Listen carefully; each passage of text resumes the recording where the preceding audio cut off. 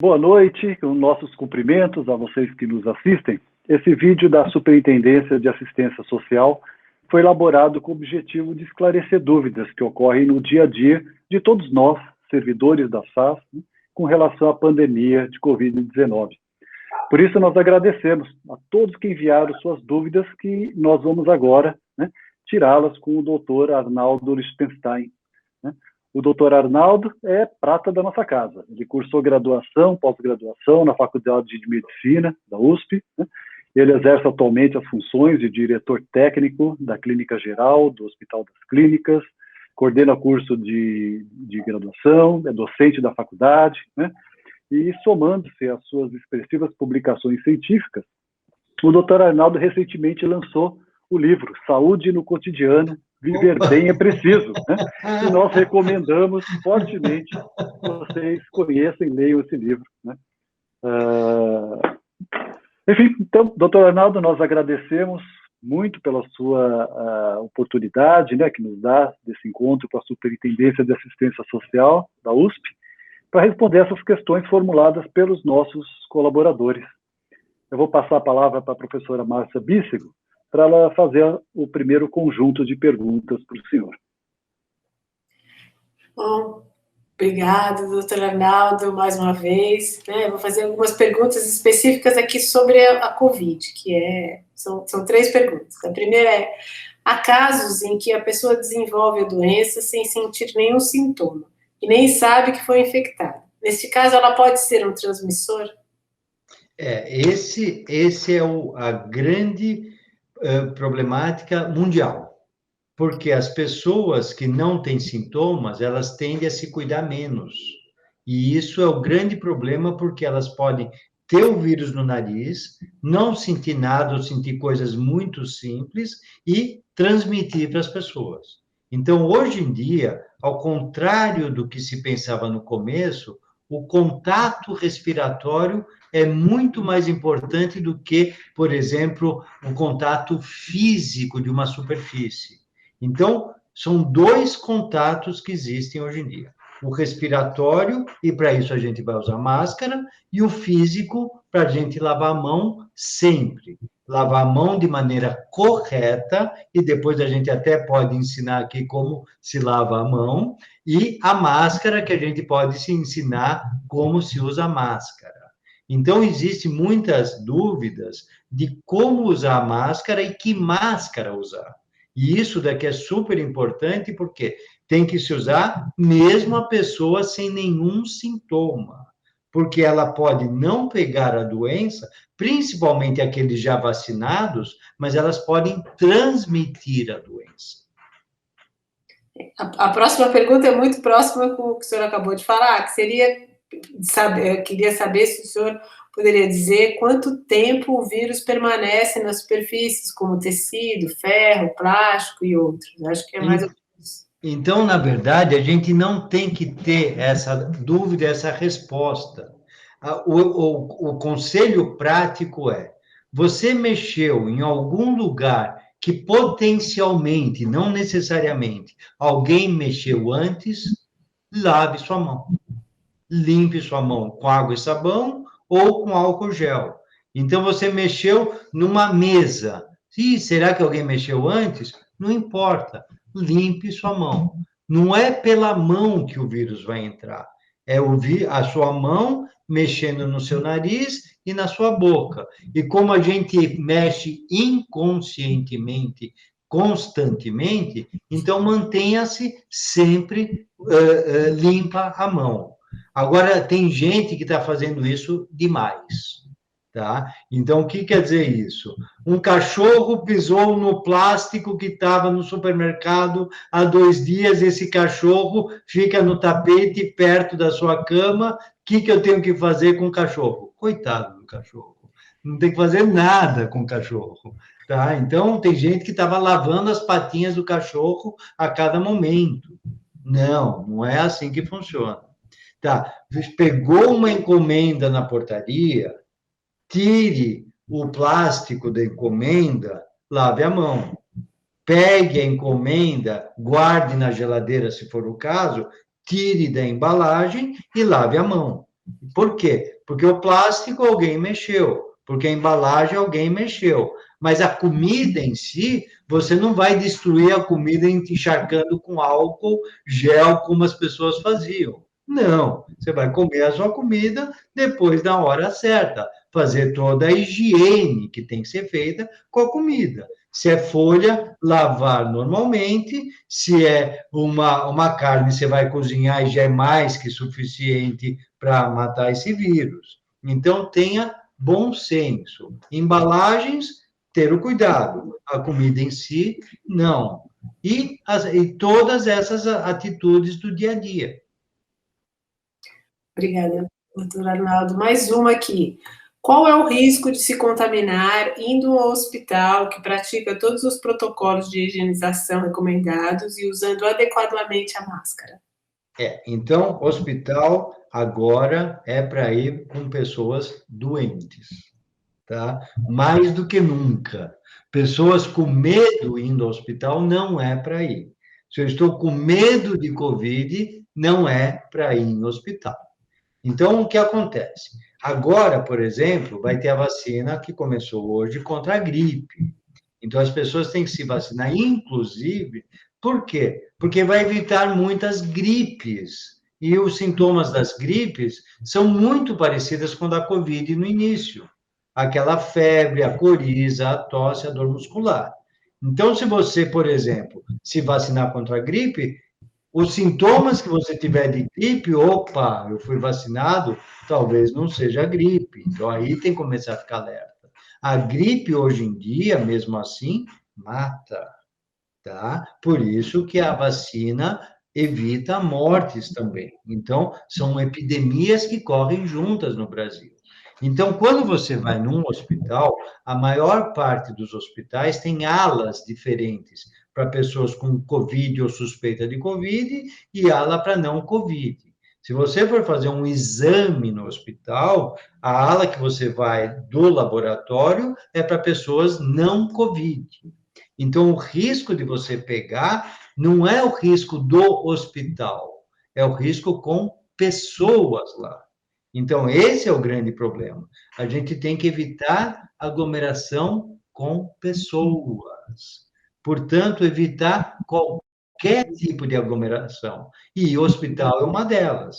Portanto, sempre usar máscara. E aí, insisto, se você puder comprar aquela N95, aquela que antigamente chamava bico de pato, é a ideal para quando você vai precisar de uma aglomeração. Tá? Então, pessoas que andam em transporte público, essa é a grande dica. Não usar a máscara de pano só. É usar ou duas de pano, ou duas cirúrgicas, ou essa N95.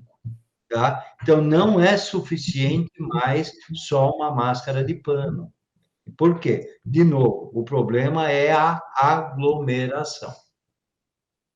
Muito obrigada, doutora Arnaldo.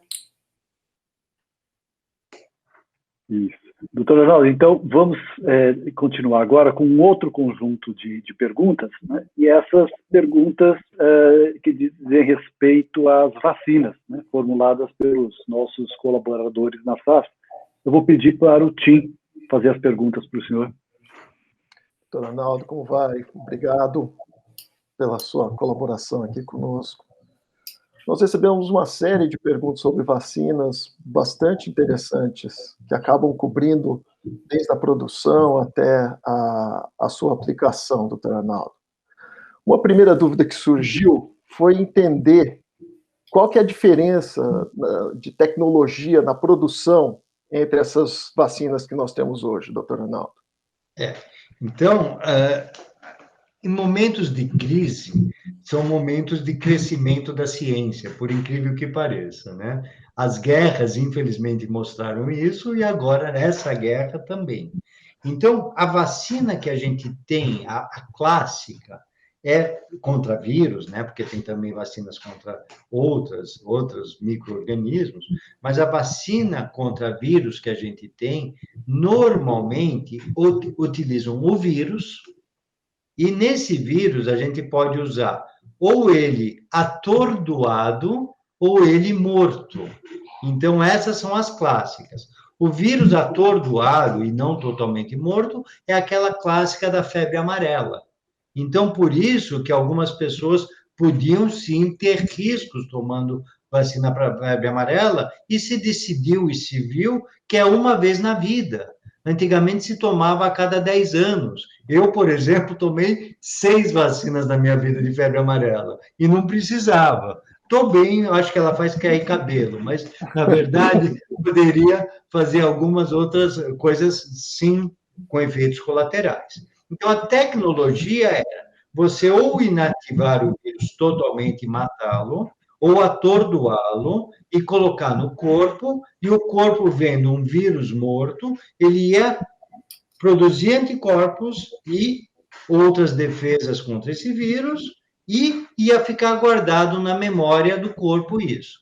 Quando viesse o verdadeiro vírus vivo, aí essa defesa já está ativada, já tem a memória contra isso. Então, esse é o clássico, que é a vacina do Butantan agora, que nós temos.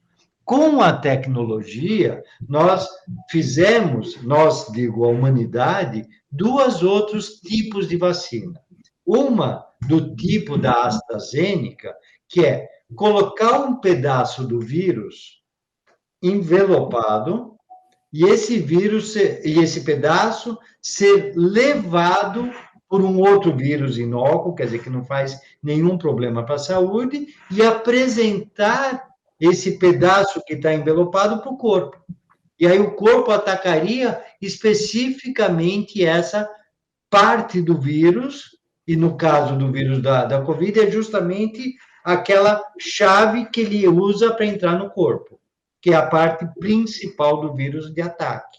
Então, o corpo, de novo, guardaria na memória, e quando aparecesse o vírus de verdade, ele vai atacar a chave desse vírus, e o vírus não vai poder atacar a nossa fechadura.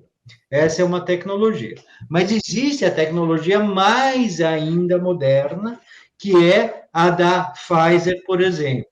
Da Pfizer, ela faz o corpo produzir esse pedaço do vírus. O que quer dizer isso? Ele pega um pedaço do código genético, o RNA, que faz a produção dessa proteína do vírus, só que ele injeta esse pedacinho para o nosso corpo produzir essa proteína. E aí, como o nosso corpo está produzindo essa proteína esquisita, o corpo também ataca essa proteína esquisita e faz o mesmo processo, guardar na memória, e quando um vírus vier de verdade, vai se atacar essa proteína específica. Ou seja, nós temos desde as primeiras vacinas, 1700, 1800, que é o vírus atenuado, a outra que carrega um pedaço do vírus, e a outra que faz o corpo produzir o pedaço do vírus para ele próprio se proteger. Então, são esses os 3 variantes, com as suas consequências, as suas potências e aí as suas variantes. Mas, em resumo, os 3 tipos de tecnologia funcionam. O futuro vai ser essa da Pfizer, mas os 3 funcionam, e não é para escolher, isso não é supermercado. Nós não vamos escolher o produto que mais nos agrade, é aquele que tiver disponível. Pois é, doutor Arnaldo, do jeito que o senhor falou aí, uma coisa também que chama a atenção das pessoas, e que foi motivo de muita fake news que a gente tem ouvido por aí, tem sido usado, divulgado, é que justamente por mexer no nosso DNA, essas vacinas teriam alguma capacidade de mudar o nosso DNA. Não, então, na verdade... Não, a gente não está falando do DNA, a gente está falando do RNA. RNA é assim. Então, só para as pessoas, o DNA é nosso código genético. Ele manda uma ordem. Para que serve o DNA? Ele serve para produzir coisas. É uma máquina que produz coisas. Então, ele produz, basicamente, proteínas. Mas ele não consegue produzir proteínas diretamente. Ele manda um mensageiro para produzir. Então, ele manda o RNA. E esse RNA, ele codifica as proteínas. Então, essa vacina está mexendo no RNA, nesse mensageiro, não no DNA, que é o nosso centro de operações do nosso corpo. Agora, quando você fala que um vírus entra na nossa célula, ele também mexe no RNA. Então, qualquer nossa informação, nossa história da humanidade, nós temos essa simbiose com o vírus do RNA, até incorporada na gente, ninguém sabe. Veja, um exemplo típico disso é o herpes. O herpes está lá e ele se funde, esse tipo de vírus se funde no nosso RNA e não muda nosso código genético. Então, nosso código genético absolutamente está protegido. Nós estamos mexendo no intermediário para especificamente uma proteína. Não é que ele vai ficar incorporado para a nossa existência, para os nossos descendentes. Absolutamente fake. Isso é importante deixar claro.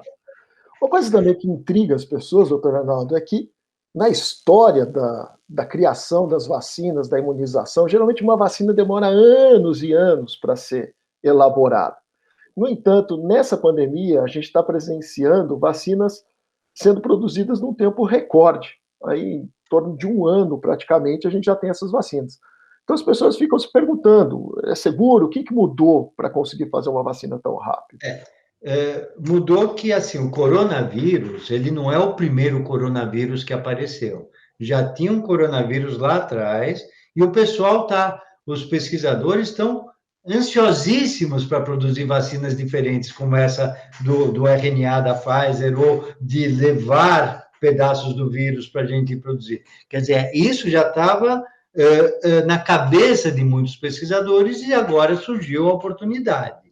Mas quando você tem tecnologia e quando você tem experiência, você consegue produzir, sim, vacinas. O que encurtou não foi a produção de vacina, mas foram os estudos. Então, quando você tem estudos bem feitos, por exemplo, aquele estudo de fase 3, que demorou só alguns meses, antigamente se demorava anos para isso. E é assim para qualquer remédio. Então, o que se encurtou foi a tecnologia, se encurtou foi você ter trabalhos bem feitos rapidamente, porque a gente já tem a tecnologia de divisão de grupos, de análise de grupo, esse tipo de coisa, e nós temos a urgência do mundo. Então, quer dizer, você poderia falar, poxa, mas esses trabalhos não viram a trombose que está vindo agora. Mas isso acontece em qualquer remédio. Tá? Então, por isso que a gente tem o que a gente chama de fase 4, que ninguém fala, que é o mundo real. Então, nós tivemos, só para ter uma noção, um remédio que foi lançado há uns 8 anos, mais ou menos, que estava perfeito na fase 1, 2 e 3. Foi lançado no mercado e esse remédio se viu que fazia esse efeito colateral grave. Na fase 4 é que se detectou isso e se retirou do mercado. Então, quando você lança no mercado qualquer coisa, não acaba a preocupação científica. A vigilância continua sempre. Estou dando esse exemplo porque, nesse exemplo específico daquele remédio, foi retirado do mercado, porque se viu que o risco já não era pequeno, por exemplo. O que acontece com as vacinas é a mesma coisa. Você tem a rapidez, a tecnologia, e você tem a monitorização contínua disso. Perfeito. Exatamente nessa fase 3, que a gente acompanhou tantas e tantas notícias sobre o desenvolvimento de vacinas na fase 3, etc., é que foi calculado a tal da eficácia dessas vacinas, que dá uma ideia da segurança, e vê-se também a segurança dessas vacinas, né, doutor Arnaldo? O que é exatamente essa eficácia? E emendando, pensando nessas eficácias diferentes entre as vacinas, o senhor acredita que o usuário deve escolher uma vacina que seja mais eficaz ou mais segura? O que ele deve fazer? Então, quer dizer, o que é o ideal de uma vacina? Quer dizer, por que existe uma vacina?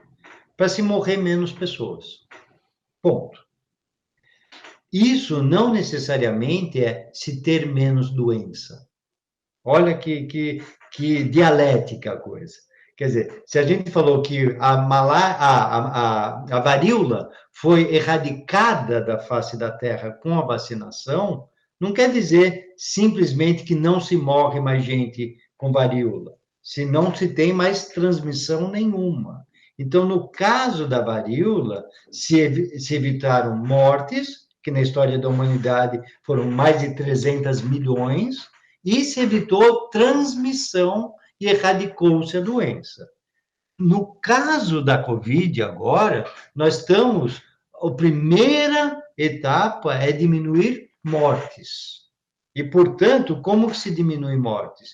A vacina se diminui casos graves, mas não se diminui infecção necessariamente. E não se sabe, até voltando às perguntas anteriores, se a pessoa que toma vacina, ela dissemina menos. E, portanto, pessoas vacinadas vão continuar tendo que usar máscara.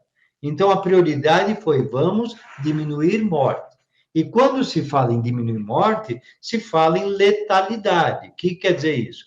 Quantas pessoas que tomaram a vacina na fase 3 que morreram? Então, aí muda totalmente de figura quando você analisa quantas adoeceram, que é totalmente diferente. Então, no caso, por exemplo, da Coronavac, do Butantan, você tem uma eficácia apenas de 50% quando você toma vacina em relação a adoecimento. Ou seja, se eu individualmente, e esse é um conceito depois que a gente discute, se eu individualmente tomar vacina, eu tenho chance de metade de adoecer. Poxa, que porcaria, quase como cara ou coroa. Não, mas eu tenho a chance de pelo menos 80% de não pegar uma coisa grave e morrer.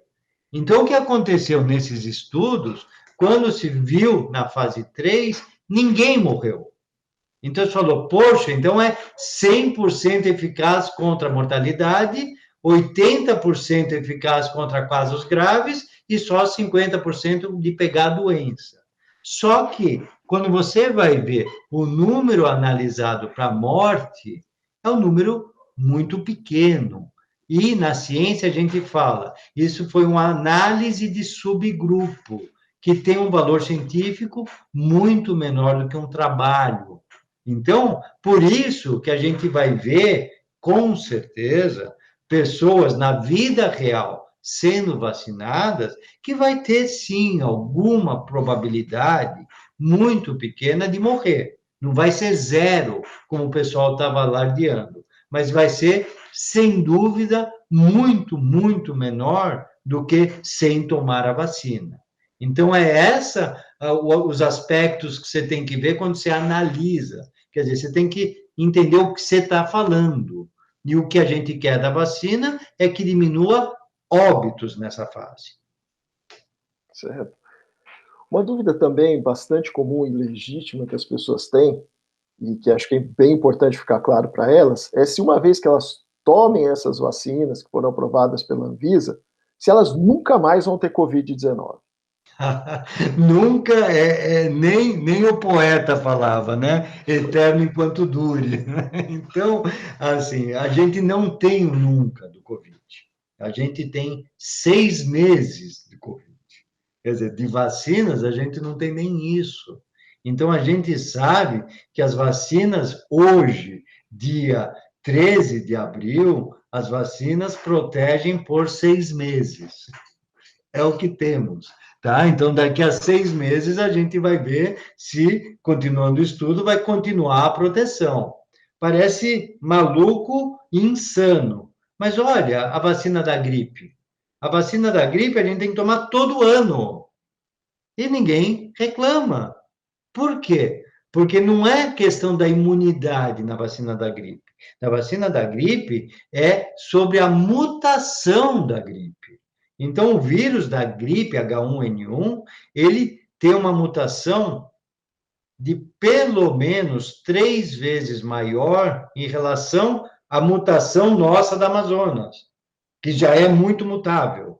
Então, quer dizer, o vírus da gripe, ela muta muito mais, e mutando muito mais, a gente tem que tomar todo ano a vacina.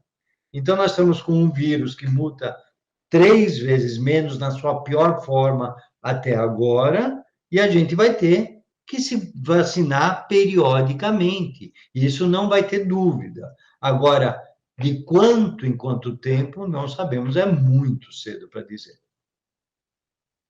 Esse momento que a gente está passando gera ansiedade em todas as pessoas, né? E a vacina, ela traz essa tentativa de reduzir essa ansiedade também psicologicamente nas pessoas. Mas o fato é que quando a pessoa toma uma vacina, ela fica querendo saber quando que ela pode retomar as atividades dela. Isso. Quando que ela pode voltar à atividade, então, doutor Naldo? veja, nós temos, exatamente, quer dizer, a imunidade da vacina é depois da segunda dose, no caso da Coronavac e da Astra, porque a Janssen só tem uma dose, que ainda não tem no Brasil. Mas essas duas que temos hoje, é depois da segunda dose, 15 dias depois da segunda dose, a pessoa se diz imunizada. Isso significa que ela vai ter que voltar, vai poder voltar ao normal? Não. Ela vai ter que voltar ao normal da proteção coletiva, que é o uso da máscara e a lavagem de mão continuando. Por quê? Ela pode eventualmente se contaminar? Pode, porque a vacina não é 100% eficaz, mas ela pode transmitir. E daí, de novo, a máscara e a lavagem de mão. Então, infelizmente, se eu vou dar uma notícia ruim agora aqui para vocês, é que a rotina de máscara e de lavagem de mão vai continuar por muito e muito tempo, tá? Por quê? Veja, por exemplo, os orientais, né? Quem que viaja, né, eventualmente para o exterior, cada vez que tem um oriental, ele está usando máscara. A gente fala, que malucos. Não, isso é uma consciência coletiva. Porque se alguém está resfriado, ele não quer transmitir por outros. Então, o lado bom, a boa notícia que eu dou aqui, ao contrário de usarmos máscara constantemente, vai ser a nossa consciência coletiva tem que aumentar. Então, eu tenho que proteger o outro e não só a mim. Então, isso tem um estudo muito bom, desculpa eu me alongar, de países em que o we, nós, for mais importante que o me, eu, a epidemia se controla mais fácil. Ou seja, Porque já existe essa consciência de um proteger o outro. É o que acontece em muitos países orientais, os países ocidentais. A competição, eu em primeiro lugar, causa esse tipo de postura. Então, acho que a gente é um momento de reflexão da gente pensar mais no coletivo. E isso eu protegendo a mim e ao outro. E essa é uma coisa que a epidemia pode ainda nos trazer. Ou seja, ao retomar as atividades, a gente tem que continuar se protegendo de maneira muito, muito ciosa em respeito às outras pessoas também, né? Exato. E agora, tem diferença, doutor Arnaldo? Porque a Coronavac, o intervalo entre a primeira e a segunda dose é bem mais curto do que a vacina da AstraZeneca. Tem alguma diferença nisso? Ou tem que esperar a segunda dose das duas, não importa quanto seja o intervalo entre a primeira e a segunda dose? Existem alguns estudos falando que a proteção da AstraZeneca entre as duas doses é razoável, mas isso não exime de tomar a segunda dose. E isso é super importante. Quer dizer, o efeito de ser mais prolongado de uma para outra é só questão do produto, e não que é mais forte, é que eu posso esperar mais tempo. Não. Talvez alguma coisa tenha, mas tem que tomar as duas doses das duas e esperar 10 dias, 2 semanas depois da segunda dose. Perfeito. Obrigado, doutor Arnaldo. Doutor Arnaldo, para finalizar, eu gostaria de fazer um último conjunto de perguntas aqui dos nossos servidores, né? A primeira delas diz o seguinte: uma pessoa que infartou há 3 anos e meio pode tomar vacina sem medo? Pode, sem medo, tá? É mais um motivo, porque eu não sei o que aconteceu depois do infarto com essa pessoa, então ela pode estar num grupo de risco de ter uma cardiopatia. Então, a COVID nessa pessoa faria um estrago muito maior. Então, ao contrário, ela pode e deve tomar. Joia. Muito obrigado, doutor Arnaldo. Mais uma pergunta foi: por que mulheres grávidas não podem tomar essa vacina, tampouco as crianças? Né? E aí eu emendo uma segunda pergunta no mesmo tema. Mulheres em período de amamentação podem ser vacinadas? Veja, então, é de novo um jogo de palavras.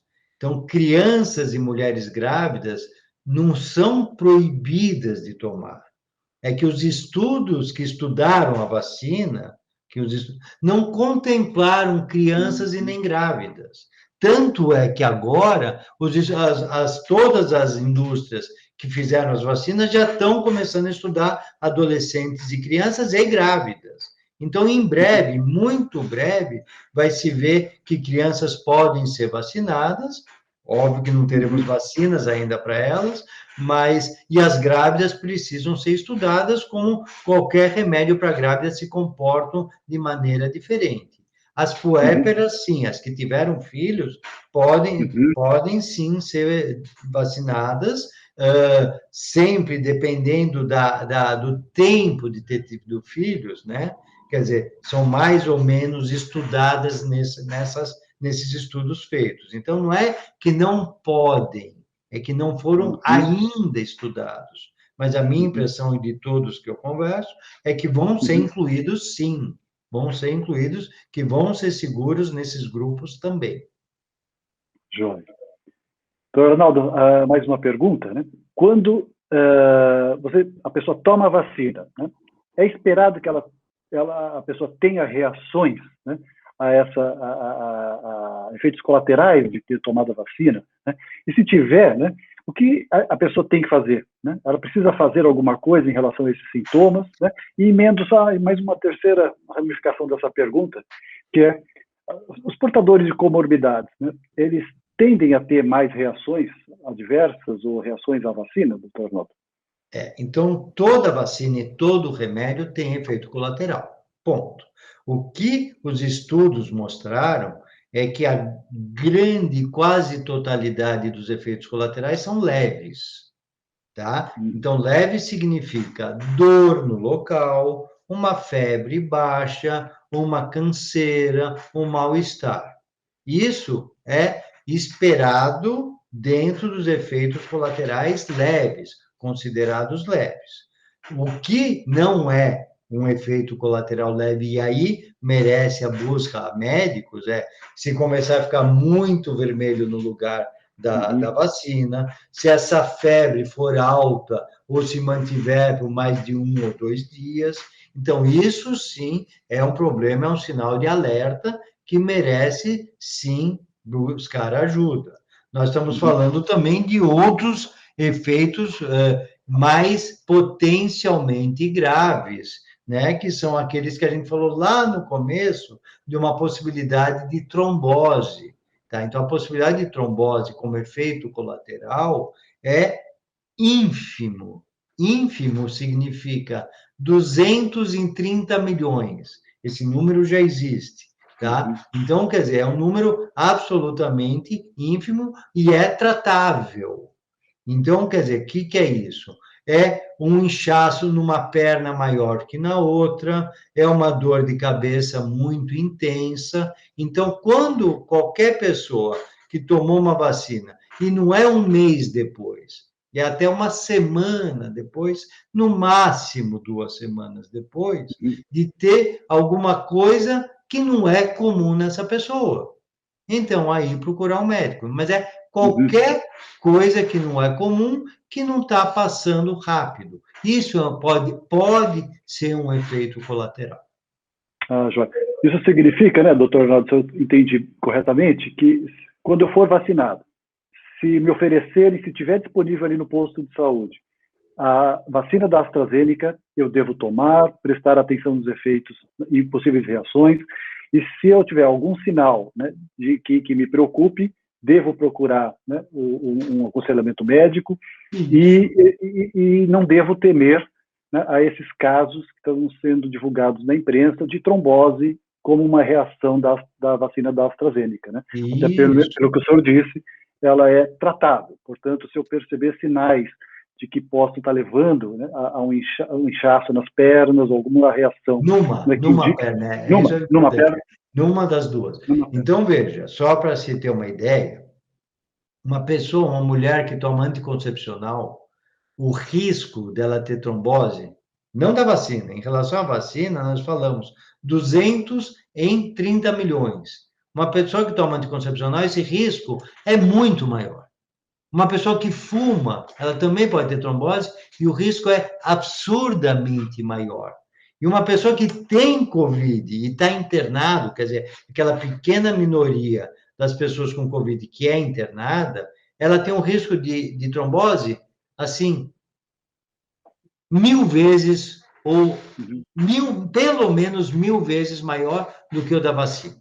Então, quer dizer, situações no nosso dia a dia que causam trombose são absurdamente maiores do que, eventualmente, o risco dessa vacina.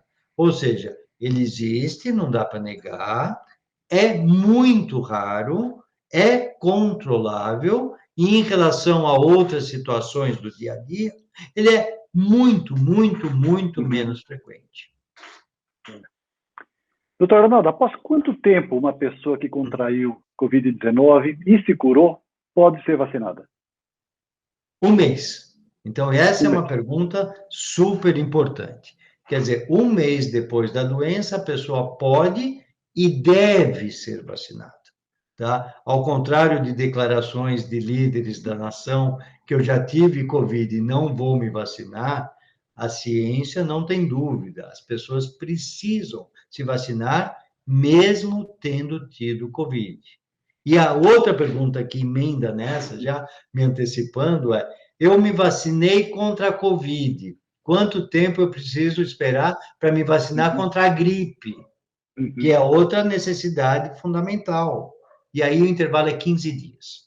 Então, 1 mês entre a doença e a vacina, e 15 dias entre uma vacina e outra vacina. Doutor Arnaldo, olha, o senhor acabou de matar minha 9ª pergunta. Uma pessoa vacinada de Covid-19 pode tomar vacina da gripe e quando? Deve. Enfim, deve esperar 15 dias. Eu sou um pouco bruxo, é verdade. É mesmo. Doutor Arnaldo, para finalizar, né, queria... essas foram as perguntas dos servidores da SAS, né, e como o senhor viu, eu fico até orgulhoso assim, de essas perguntas terem constituído um roteiro, né, bastante relevante, importante, não só para essas pessoas que têm essas dúvidas, mas para toda a comunidade da SAS e possivelmente da USP, que vai poder ter acesso às suas respostas e se instruir, né, estar mais seguro, estar mais protegido e protegendo mais as pessoas. Né? Agora, para finalizar, eu queria devolver a palavra para o senhor, doutor Arnaldo, se há alguma consideração que não foi coberta aqui nesse nosso bate-papo, se há alguma recomendação que o senhor gostaria de fazer às pessoas que vão assistir a essa gravação. Eu acho que, assim, o pessoal já está falando, mas nunca é demais repetir, que o maior combate a esse vírus é a informação. Tá? Então, se a gente tiver informação não mentirosa, não distorcida e não causadora de pânico, isso a gente vai conseguir combater enquanto sociedade, enquanto coletividade. As outras medidas, tão importantes quanto a informação, são aquelas que a gente fala desde o começo, tá? O distanciamento social, a lavagem de mão, a máscara e a vacina quando chegar a sua vez. E aí, com isso, a gente vai conseguir combater. Vai demorar, não vai ser rapidamente, e a vacina tem que ser distribuída no mundo inteiro. Então, a história de países ricos serem a primazia pelo poder econômico e pelo planejamento de comprar doses absurdas, 5, 6 vezes a sua população, só vai fazer sentido quando toda a humanidade tiver sido vacinada. Por quê? Porque se tem hemisfério norte 100% imunizados, hemisfério sul 50% imunizado, se tanto, o vírus vai se replicar, ele vai poder criar mutações e, eventualmente, uma mutação dessa vai começar tudo de novo, porque vai ser resistente à vacina. Então, de novo, é a chance da humanidade pensar no todo. Bom, doutor Arnaldo, só temos a agradecer, né? Eu, professora Marta, professor Tim, em nome da Superintendência de Assistência Social da USP, pelo seu tempo, pela clareza e lucidez, né, com que o senhor nos ensina sobre o tema. Né? Eu tenho certeza de que essas informações vão chegar às pessoas, né, que vão utilizá-las da melhor forma possível para cultivar esse espírito de sociedade que nós tanto precisamos nesses momentos. Muito obrigado, doutor Arnaldo. Obrigado, Márcia. Foi um grande prazer e estou sempre à disposição. E divulguem, divulguem, divulguem. Obrigado. Muito obrigada, doutor Arnaldo. Foi Obrigado, muito bom mesmo, muito bom. Ótimo.